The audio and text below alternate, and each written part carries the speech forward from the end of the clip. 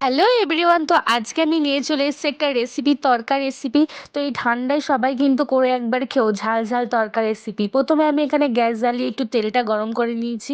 তারপরে এখানে রসুন, আদা, টমেটো, পেঁয়াজ এবং লঙ্কা একসাথে ভালো করে ভেজে নিয়েছি। তারপর লবণ, হলুদ আর লঙ্কার গুঁড়ো একসাথে আমি মিক্স করে নিচ্ছি।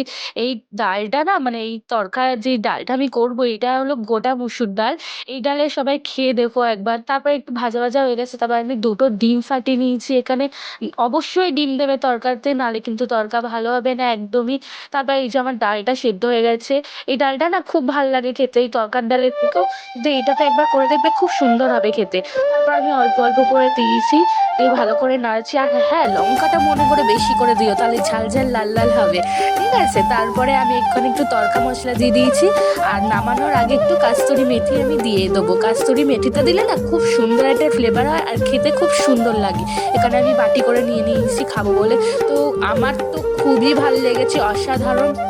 আমার এখনো জিভে জল চলে আসছে। তো তোমরা অবশ্যই একবার এই রেসিপিটা ট্রাই করে দেখো, খুব সুন্দর হয়েছে। আমার তো খুব ভালো লেগেছে। তো লাইক, কমেন্ট, সাবস্ক্রাইব করতে ভুলো না।